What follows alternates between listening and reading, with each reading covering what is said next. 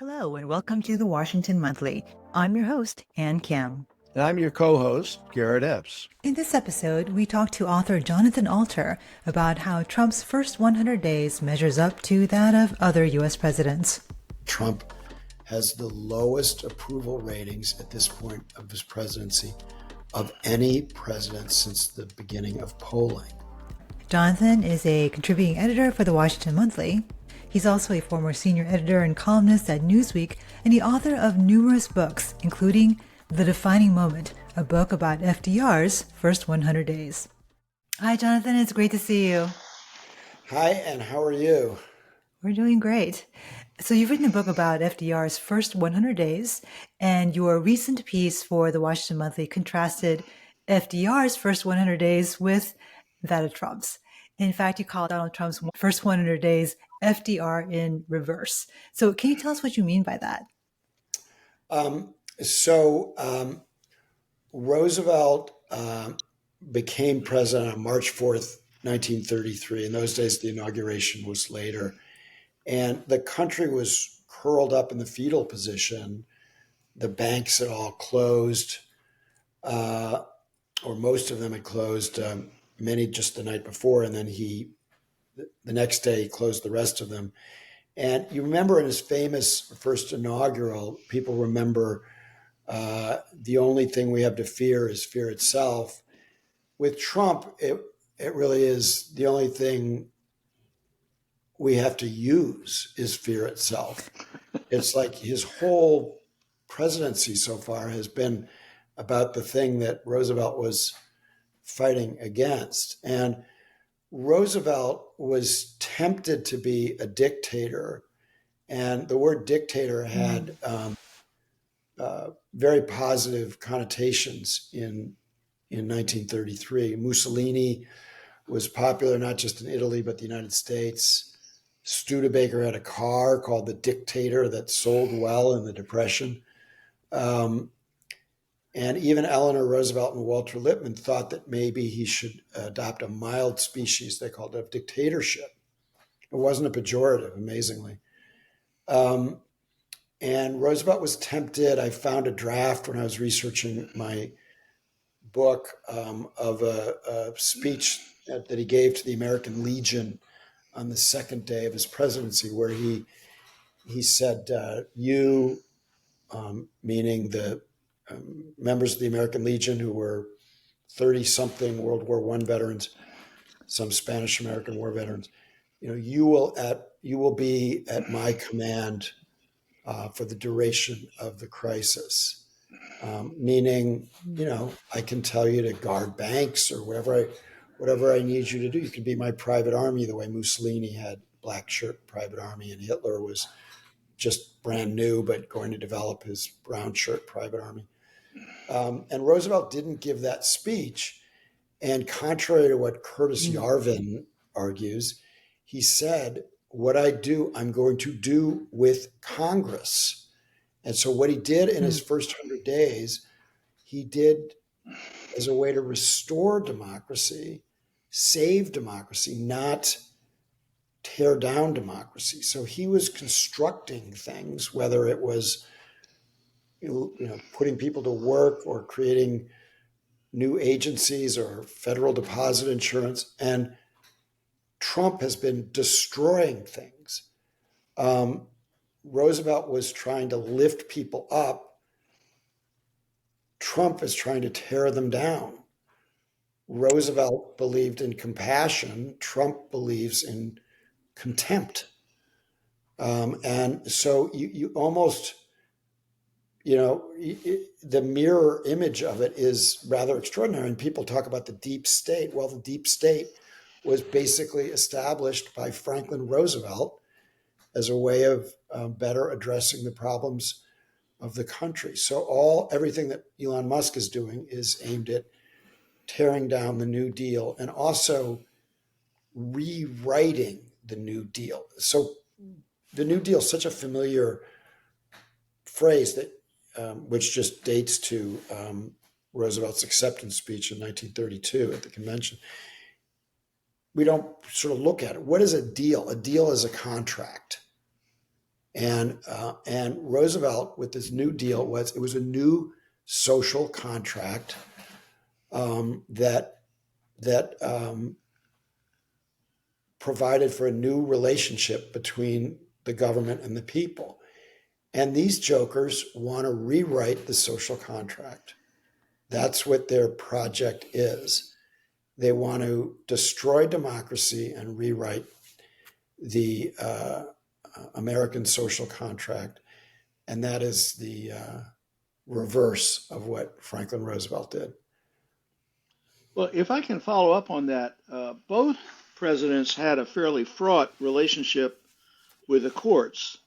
Yeah. And one of the episodes that we study in constitutional law courses is, within the first 100 days during your period, Roosevelt takes the country off the gold standard. Yeah. On the grounds that these gold clauses are bankrupting people, they can't pay back. In deflated dollars the value of gold, and it was widely thought that the Supreme Court was going to strike that down as a violation of the obligation of contracts clause. And we know that Roosevelt had a draft speech like the one you described, in which he said, "I'm simply not going to follow what the court said because they're going to destroy the country." Now, that wasn't the first time he had really, the court, as it turned out, dodged that. They said, no, it's okay. The president can do that. But it's certainly not the first time he was put in a position where defiance might have seemed like an attractive option. The gold standard case came 2 years later, but it was a first 100 days measure, and obviously something he thought was very important. Can you talk a little bit about that relationship to the courts, and do you see any parallels or disjunctures with Trump's? Well, there are some actual parallels here that relate to the Humphrey's executor case. But the first thing I wanted to say about that is that everybody assumes that the court packing scheme, which was one of Roosevelt's biggest mistakes, was some sort of a constitutional power grab, and that he was trying to, it was an ill-advised move, but it was a piece of legislation. Mm-hmm. So there's nothing in the Constitution about the size of the Supreme Court. And so Roosevelt has this idea of expanding the court. He's kind of gotten a little arrogant after his big win in 1936. And he has this idea. He doesn't tell the truth about why he wants to do this. The reason is because they've struck down critical pieces of New Deal legislation, most important, the National Recovery Act. And I actually think that decision wasn't totally crazy, because there was that bill, which was passed at the end of the first 100 days, was really a real hodgepodge, badly drawn, bad piece of legislation. They literally regulated how many times a night from Washington, how many times a night a stripper could take off her clothes. That's how detailed the so-called codes were. My God, is nothing sacred? I'm sorry. Go ahead. Sorry, I should have smiled when I said that. Right? Trying to deadpan it for you, Garrett. Yeah. So they strike down this legislation. Roosevelt gets really pissed. He tries to pack the Supreme Court, expand the Supreme Court. The bill is defeated, and Roosevelt suffers a political loss. But this was not a power grab by Roosevelt. And I think people kind of misremember it as a power grab. It was an attempt to, get a court that was more to his liking. But if it was a power grab, I guess you could say it was a power move, but it wasn't a power grab.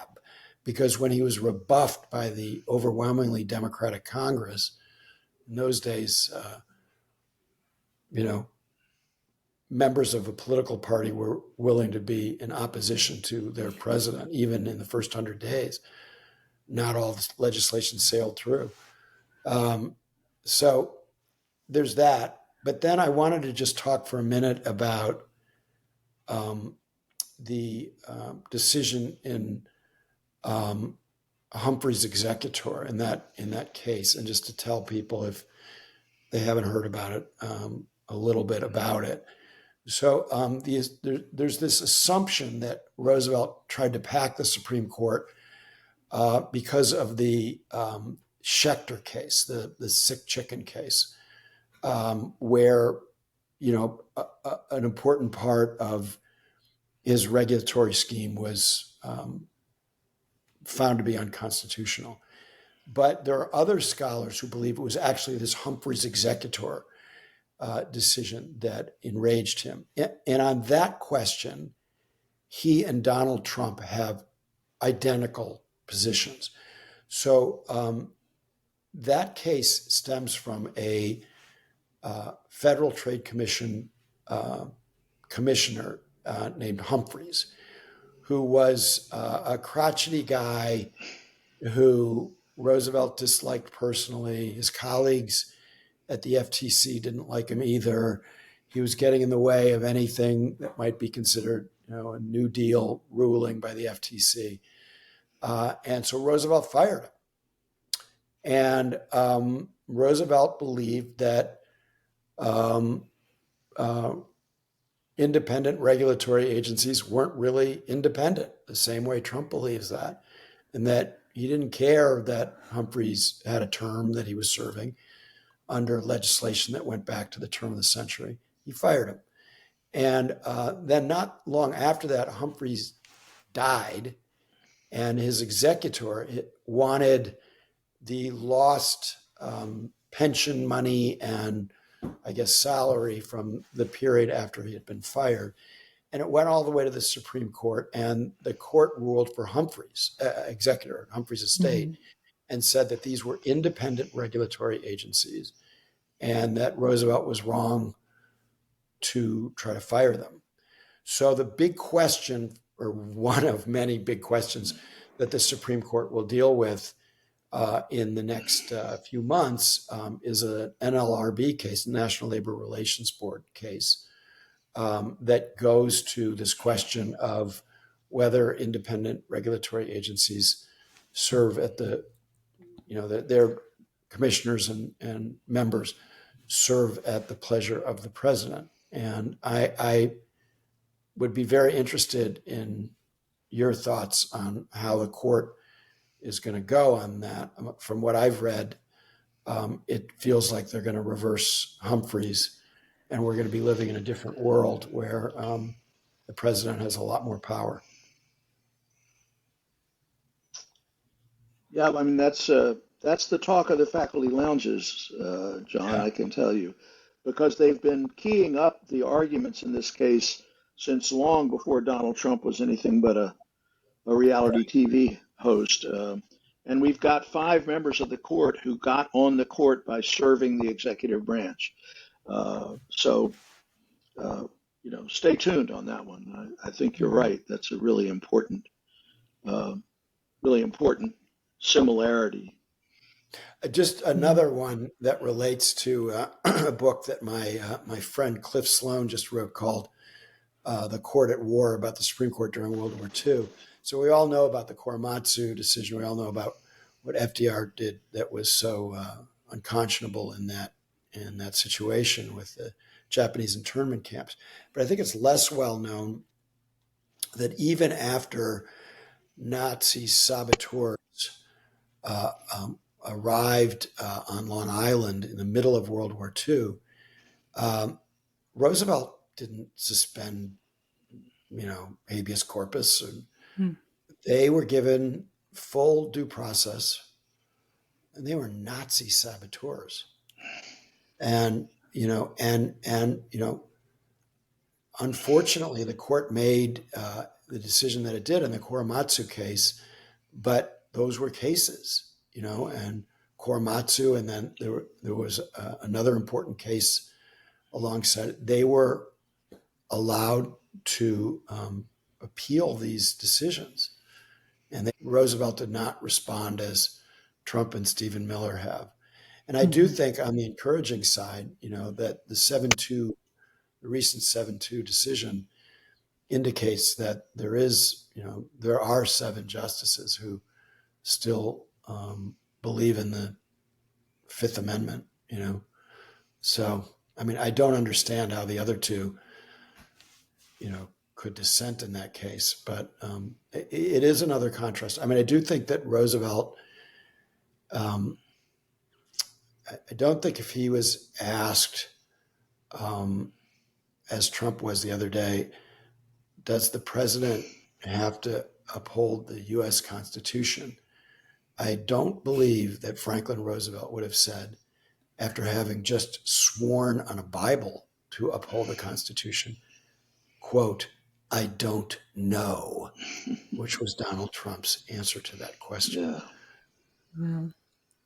I thought it was interesting you mentioned Curtis Yarvin kind of early on in this conversation, because he's not the only right-wing influencer out there using FDR as justification for what Trump is doing. And I'm wondering if there are other ways that are important to you about how the right wing is misrepresenting, distorting. You've already spoken a little about this, but what are some other myths that the right wing is propagating to justify Trump's behavior on historical grounds? Well, they don't, don't know much about history. The line. They don't know much about history. They don't care much about history. And I know that Curtis Yarvin, I heard him on a podcast completely misrepresenting Roosevelt's first inaugural. I just read in the New York Times that Professor Allen from Harvard just debated him at Harvard, and she called him a nihilist, something nihilist, and She said being a narcissistic nihilist is not my jam. Narcissistic nihilist is not my jam. Maybe it's yours. It's not mine. Right. Thank you. Ouch. So, you could say, well, that's just Danielle Allen's, insult. But the reason that I bring it up is because they're not on the level, and so she made a reference to his sophistry in an interview that she gave to the New York Times afterwards. And that's a perfect way to describe their form of argumentation. It's sophistry. It's based on falsehoods, embellishments, intellectual, castles in the sky. And so, just to give you one example, like people who have heard of Curtis Yarvin, and you should, because he's very influential with people like J.D. Vance, they know that he's a monarchist, right? When he starts talking about it, as he's done on some podcasts, he says, well, in practical terms, I'm for the president being a CEO. A CEO is a dictator. The CEO gets to decide what goes on in his company without anybody telling him otherwise. And I kept waiting for the interviewers, some of whom were very good, to say, wait a minute, Curtis, ever heard of a board of directors? Like, a CEO is accountable. He's not a dictator. He has to answer. He can be removed. He has to answer to a board of directors. He's not a monarch. He's not a dictator. You're on the most simple grounds, your argument falls apart because what you're talking about, what you're advocating, is unaccountable power. When you are arguing that democracy is dying, like you're, Anne Morrow Lindbergh or Charles Lindbergh, a whole lot of people in the 1930s, that democracy is done, its day is done, and talking about what can replace it. You should think through your frickin' argument, And So who would be his board of directors? People who were just appointed by the CEO president, maybe members of what you could call a Congress, you know? I mean, so there is actually, I mean, he's narrowly correct that corporations are not democracies, but where he falls apart intellectually is this idea that that unaccountable power ever works for people, because it doesn't, and we have a long history of that. It can work for a short time for people, unaccountable, tyrannical power, but it never works in the long term for the people. And B, it's unworkable as a means of governance unless you have some kind of accountability mechanism. So this super long-winded way of saying I'm not really very interested in whatever facile, fallacious historical analogies they may want to float. Unfortunately, Can they're very influential is the only problem. So, Yeah, they are. I want to ask a question that's been really on my mind for a number of months, and that is, as you look at the two leaders, Trump, Roosevelt, both of them had this bizarre episode where they experienced, right around the time they took office, an assassination attempt. Yeah. Trump was shot the summer before, not shot at the summer before the election. Roosevelt, in February, 2 weeks before he was supposed to take office, ends up rushing to the hospital with the dying Mayor Chermak in his arms. What can we learn about each of them from those episodes and their response? Well, I'm really glad you brought this up because, my book, The Defining Moment, came out 19 years ago. And people would ask me then, and they ask me now, how did you decide to write that book? And my answer is that in 1999, Jeff Zucker, who was then the executive producer of the Today Show, asked me to do a piece about the great what ifs of the 20th century. And one of them was, what if this lady who was sharing a park bench with Giuseppe Zangara, the assassin in Miami, hadn't shaken the park bench so that the 5 shots that he got off at Roosevelt had hit him. They would have hit him if she hadn't shaken the bench. Instead, they hit Mayor Anton Cermak of Chicago. So it was like, it's almost unimaginable what would have happened if John Nance Garner, who was anti-New Deal, had become president. But the real comparison comes in the reaction to the assassination attempts. So when I was doing research for The Defining Moment at the Roosevelt Library, I came across letter after letter that said, "You were spared, Mr. President. God spared you for a purpose. Divine intervention saved your life. Thank God." And it gave him an aura when he took office that was, I'm the only writer to this day who's devoted a whole chapter to the Zangara assassination attempt because I thought it was so important for helping power the achievements of the first 100 days. In Trump's case, I think it powered his election because a lot of people felt the same way as they had in Roosevelt's day, that God had spared Donald Trump for a purpose. And, I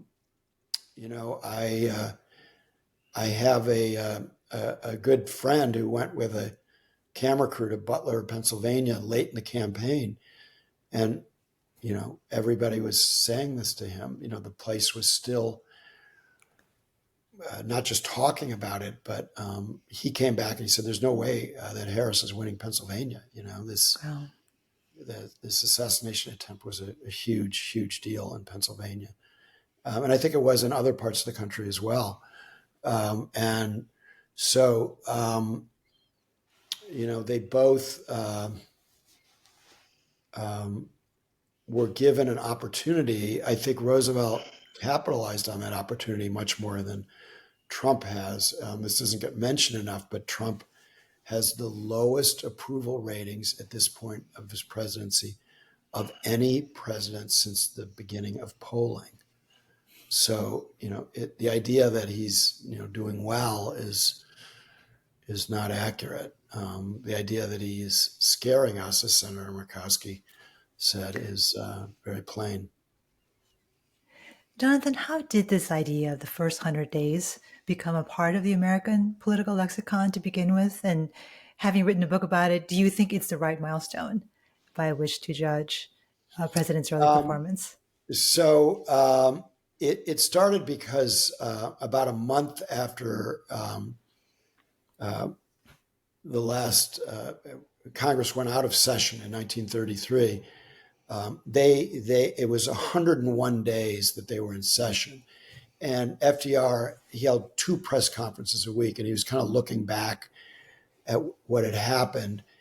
And he was a student of European history, and he knew that the 100 days in the 19th century referred to the period in 1812 between Napoleon's return from Elba and his final defeat at the Battle of Waterloo. And so he kind of had 100 days in his head, and roughly 100 days that the Congress had been in session. And so he started talking about, in my first 100 days, we did A, B, C, D, and E. After that, it became a burden for all future presidents. And Kennedy, in his famous inaugural address, said, we won't achieve this all in the first 100 days or the first 1,000 days or our lifetime on this planet, but we must, blah, blah, blah. And Arthur Schlesinger's book was called 1,000 Days. So Kennedy, he had the Bay of Pigs that was, in his first 100 days. His first 100 days didn't go well. And other presidents didn't like it either. And Obama called it a hallmark holiday. And they all don't want to be judged by it. But I think it's a useful marker, because what you're basically measuring is how long did the honeymoon last? How well did he strike while the iron's hot? Presidential political capital is a constantly depleting resource. Unless there's an external threat, big emergency, like, say, the hostages were seized under Jimmy Carter, invasion of Afghanistan. Carter looked like he was going to lose the nomination to Ted Kennedy. He zooms up in the polls from the high 20s to back up over 50% because of external threats. But if there are no such external threats like that, to make up a lot of ground after you've lost political capital and the natural wear and tear on your popularity, it's very hard. And that's why presidents don't get anything done in their second terms. Almost nothing, because there's no gas in the tank anymore, right? So the reason the 100 days are so important is that the big achievements are, if not in the first 100 days, in the first year. And that's why when I wrote my book about Obama, my first Obama book, I didn't do his first 100 days. I did his first year, because I think that's ultimately a more useful measurement, and it would apply to all of LBJ's amazing accomplishments in 1965, and it's just a better way of assessing presidents. But I think even the 100 days frame is useful enough to keep. I would go, if it was me, I would go back to the assassination attempts. I don't know if that's a red herring at this point, but what I remember about Roosevelt is that he was utterly calm throughout the whole thing, held the dying Mary's blood all over him. And when they got to the hospital, the accounts I've read are that he got on the phone and was just, not a tremor. Yes, I'm fine. Yeah, Yes, here's what we're going to do. And it reminded me of what Holmes said about Roosevelt, which was kind of, on the one hand, very perceptive, and the other hand, merciless. And he said, Oliver Wendell Holmes said, well, he had a second-class intellect, but a first-class temperament. yeah, And that displayed, what a leader really is like in the yeah, moment of ultimate crisis. It's a very moving incident, yeah, and I've yeah. never No, shaken it.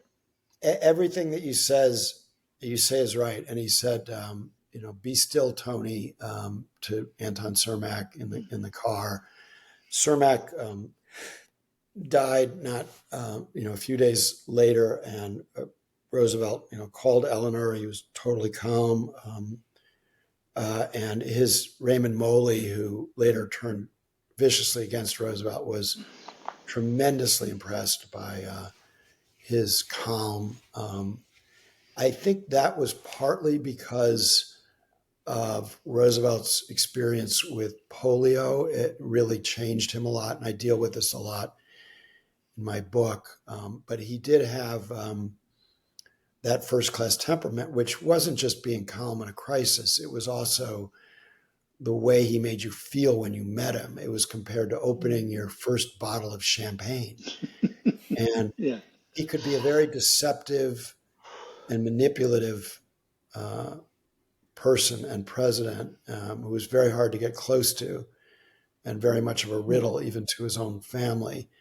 But that temperament was extraordinary. And that story comes from just 3 days after he was sworn in, and he went over to Oliver Wendell Holmes's 92nd birthday party, and they had a few people there, including Alger Hiss's brother, Donald Hiss, and some other, friends from the Supreme Court. Holmes had retired, and they had some. Speaking of champagne, they had some bootleg champagne. I compared it to like if uh, Obama went over to, or if uh, let's say Biden, or no, let's do it with Obama because he went over to some retired justice's birthday party and they smoked a little weed Weed, yeah. in celebration. And I was going to say Biden, but by that time weed would have been legal.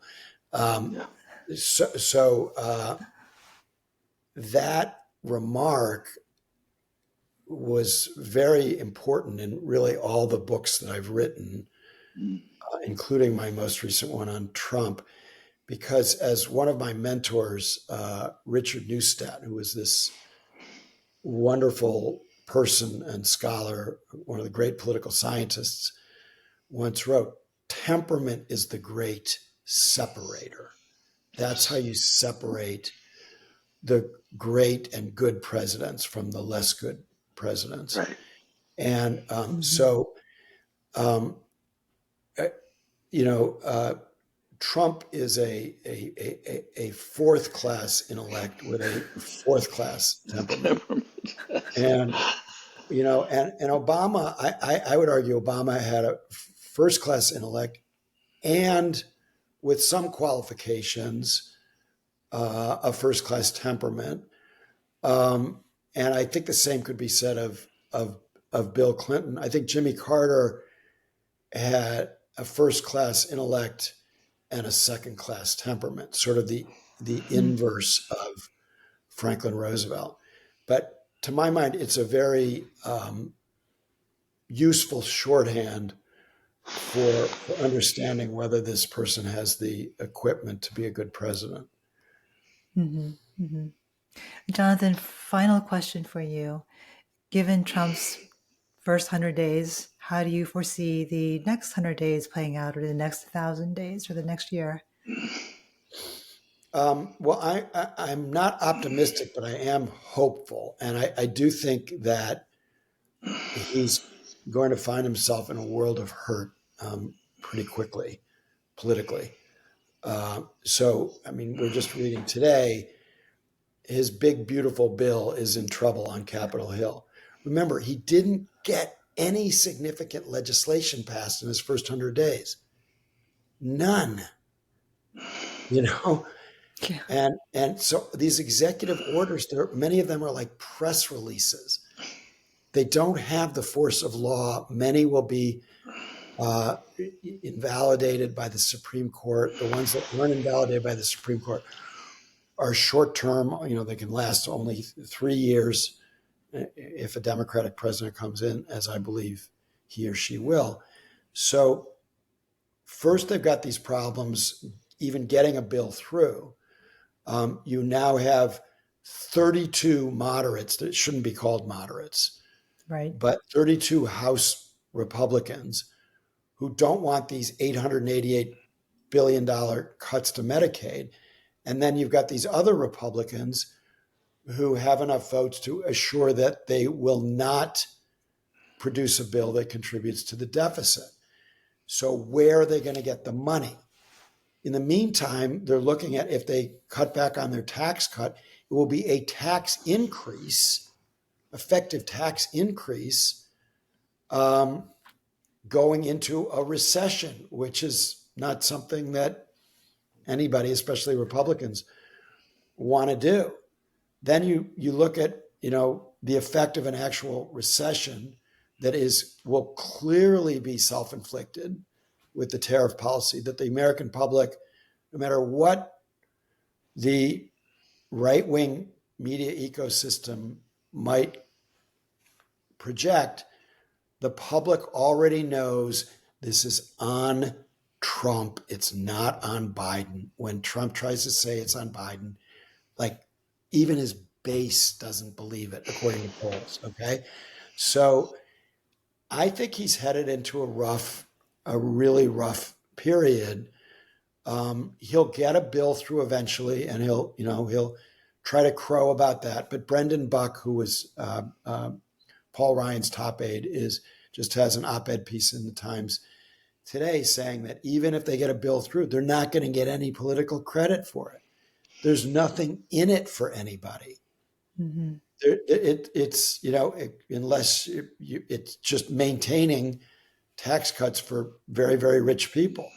And even those might have to be taken away to make the bill revenue. Some of them, like conceivably even carried interest, to make the bill revenue neutral. So it's hard to see who the winners are out of his big legislative win. And then I anticipate he's going to get cuffed around by the Supreme Court on due process and some other issues. And everybody assumes that they're just his patsy. But as Garrett knows better than I do, on certain discrete issues, they will rule against him. Meanwhile, you have, 140 cases and counting pending against him throughout the rest of the court system.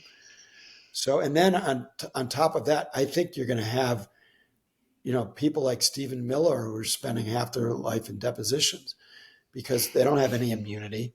None of these people were defaming folks. None of them have immunity. Now, there's some immunity you get by serving in government, which Garrett know a lot more about than I do, but they can be sued and they will be sued. And so I think the next, 3 years, it's going to be a lot about the courts and a lot about Trump being on the wrong end of a whole series of court decisions. And let's remember that just yesterday, the Chief Justice said publicly, you need the Supreme Court to curb the excesses of a president.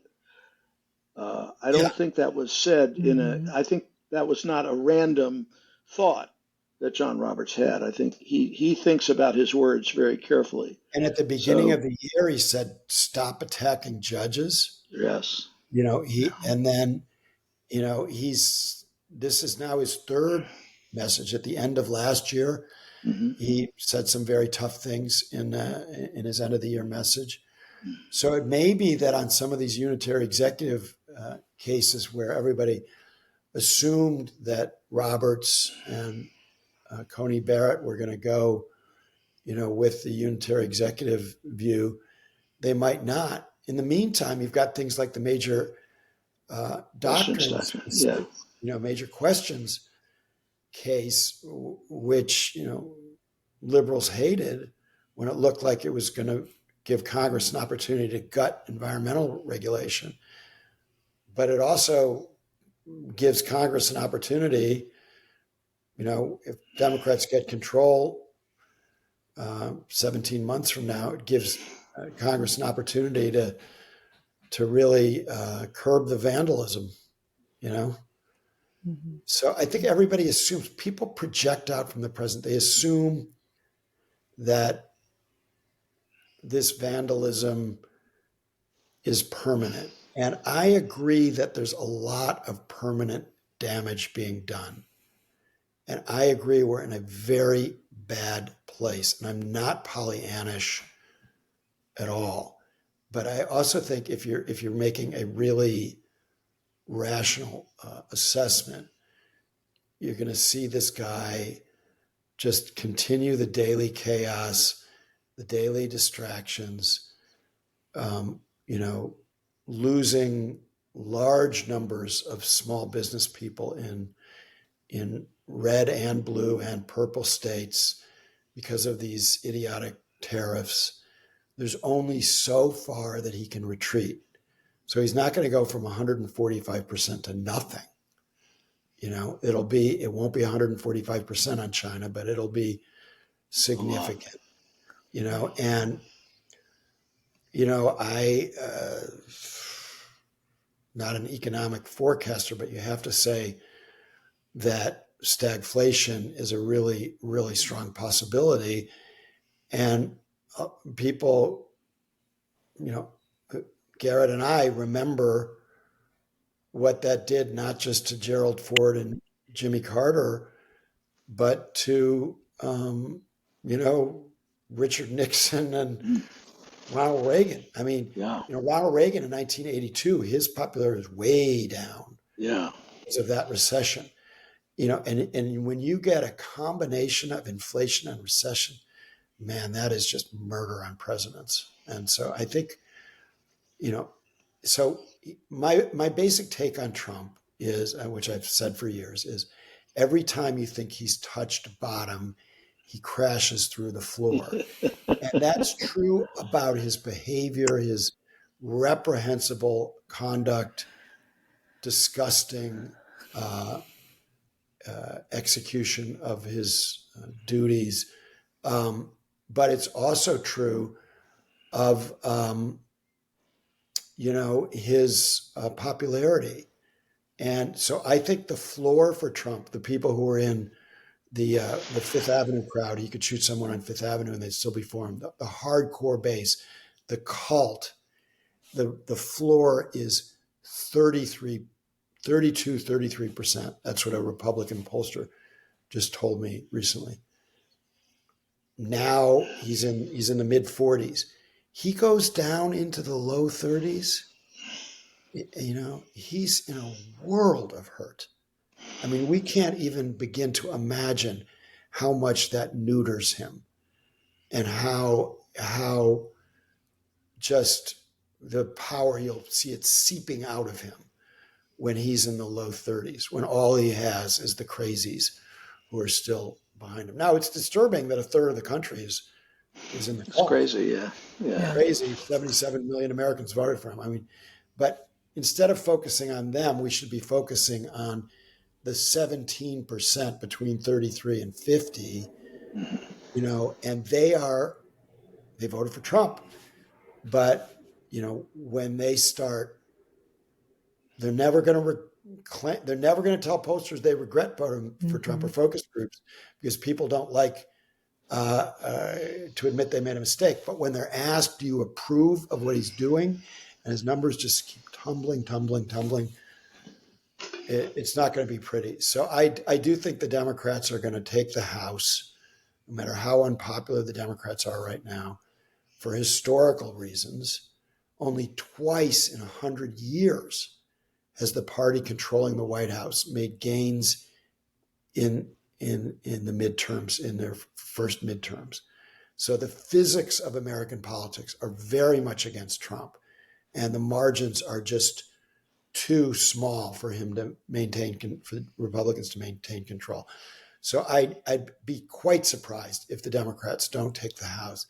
The Senate is much iffier. The Democrats don't have a good situation right now in the Senate, but they got some great news this week when Governor Kemp of Georgia decided not to run against Senator Ossoff.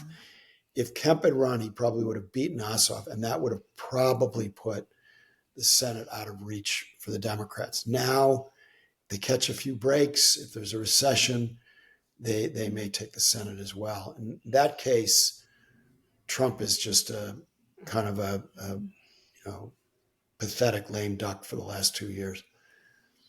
Well, I'm looking forward to November 2026. Yeah. Yes. And I like the image of a pathetic lame duck. We probably should go out on that one. Good. I mean, this idea that he's going to run again, that's not going to happen. Yeah. I mean, he's not going to get on the ballot, and he needs court decisions that fly in the face of the 22nd Amendment, which he won't get to even get on the ballot. So there's a lot of like Democratic doom scrolling on this. They just have to get over the fact and be cheered by the fact that he's gone on January 20th, 2029, if he's still alive. Well, thank you, Jonathan, for joining us, and look forward to seeing you again. Yeah, good to see you guys. That's it for this week from the Washington Monthly. I'm Ann Kim, and on behalf of my co-host, Garrett Epps, thank you for listening. If you like what you heard, don't forget to subscribe to our channel or wherever you get your podcasts. Have a wonderful week.